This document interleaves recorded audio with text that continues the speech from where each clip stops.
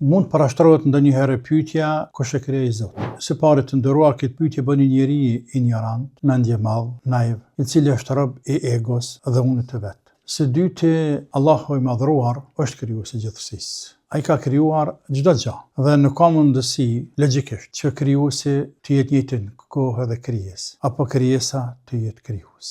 Është e pamundur. Allahu është krijuesi i gjithësisë. Është i pafund, është i pa fillim dhe pa mbarim. Së treti, po ashtu nga ana logjike, çdo send në këtë dynja shkon në formë të zinxhirit, përsa për këtë krijesave. Çdo send, çdo krijesë e ka krijuesin e vet.